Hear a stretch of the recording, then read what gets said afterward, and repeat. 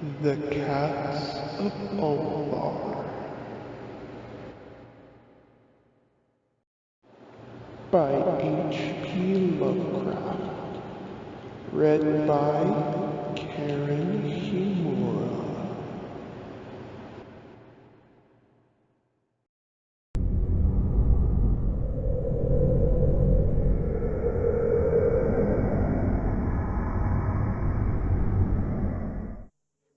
It is said that in Ulthar, which lies beyond the river sky, no man may kill a cat.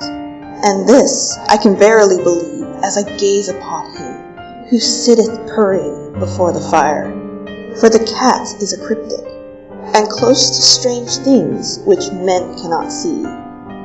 He is the soul of antique Agriptus, and bearer of tales from forgotten cities in Peru and Ophir. He is the kin of the jungle's lords, and heir to the secrets of hoary and sinister Africa. The Sphinx is his cousin, and he speaks her language, but he is more ancient than the Sphinx, and remembers that which she hath forgotten. In Ulthar, before ever the burgesses forbade the killing of cats, there dwelt an old cotter and his wife, who delighted to trap and slay the cats of their neighbors.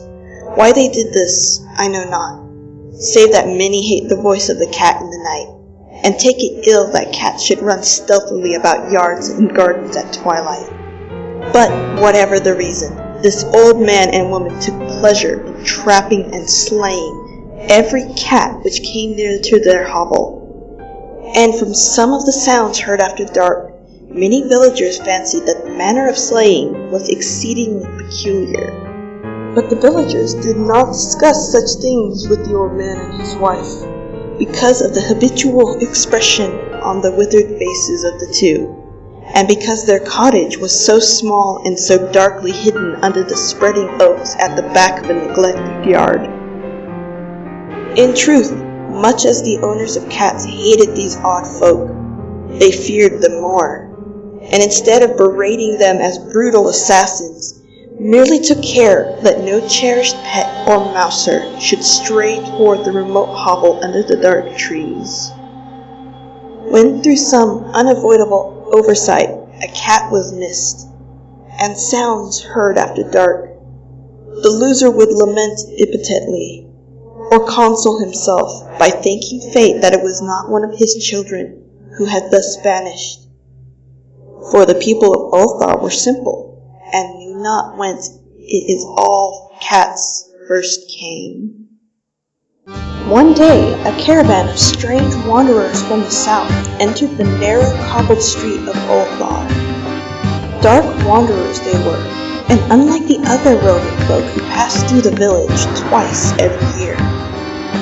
In the marketplace, they told fortunes for silver, and bought gay beads from the merchants. What was the land of these wanderers, none could tell.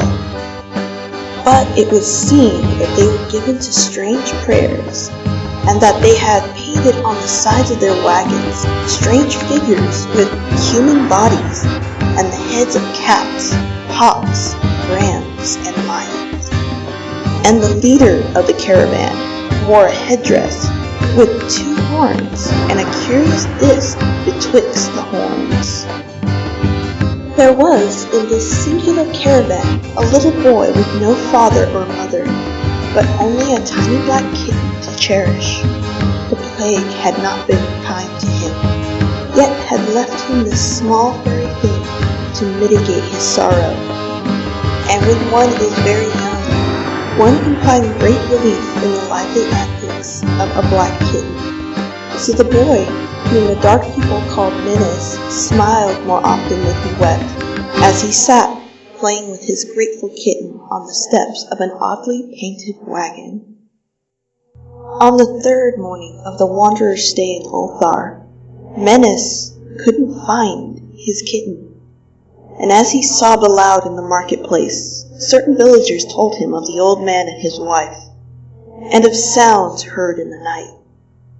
And when he heard these things, his sobbing gave place to meditation, and finally to prayer. He stretched out his arms towards the sun and prayed in a tongue no villager could understand, though, indeed, the villagers did not try very hard to understand, as since their attention was mostly taken up by the sky and the odd shapes the clouds were assuming. It was very peculiar, but as the boy uttered his petition, there seemed to form overhead the shadowy, nebulous figures of exotic things, of hybrid creatures crowned with horn-flanked discs. Nature is full of such illusions to impress the imaginative. That night the wanderers left Ulthar and were never seen again, and the households were troubled when they noticed that in all the village there was not a cat to be found. From each hearth the familiar cat had vanished. Cats large and small, black, gray, striped, yellow, and white. Old Cranon, the burgomaster, swore that the dark folk had taken the cats away in revenge for the killing of Minna's kitten, and cursed the caravan and the little boy.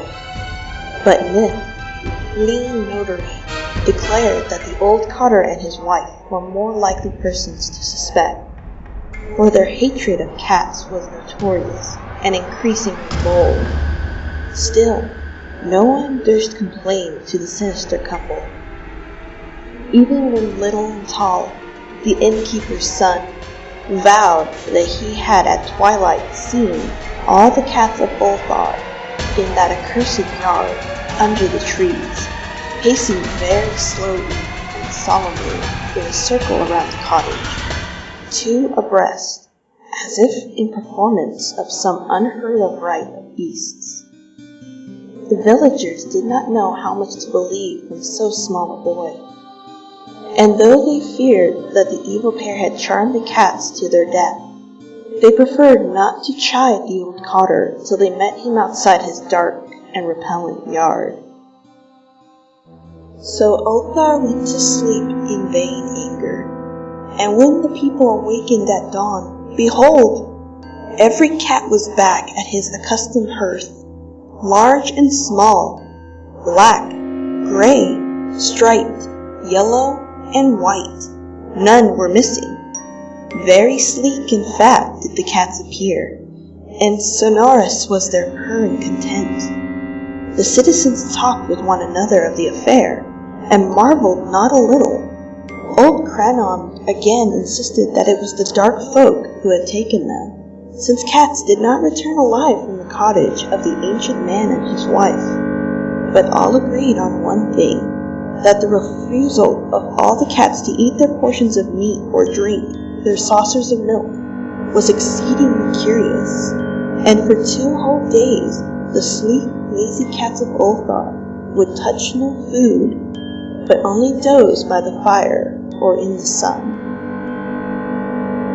It was fully a week before the villagers noticed that no lights were appearing at dusk in the windows of the cottage under the trees. Then the lean Nith remarked that no one had seen the old man or his wife since the night the cats were away. In another week, the burgomaster decided to overcome his fears and call at the strangely silent dwelling as a matter of duty. Though in doing so, he was careful to take with him Shang, the blacksmith, and Thul, the cutter of stone, as witnesses, and when they had broken down the frail door, they found only this: 2 cleanly picked human skeletons on the earthen floor, and a number of singular beetles crawling in the shadowy corners. There was subsequently much talk among the burgesses of Ulthar. Zath, the coroner, disputed at length with Nith, the lean notary, and Cranon and Shang and Thul were overwhelmed with questions. Even little Atal, the innkeeper's son, was closely questioned and given a sweetmeat as reward.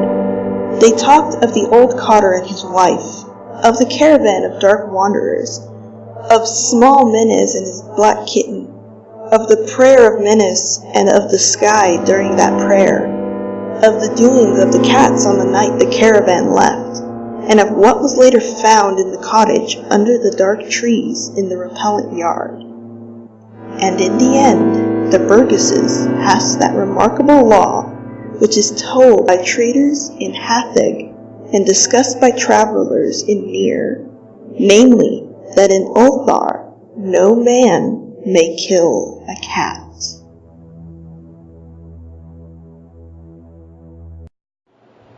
Sweet nightmares, everyone.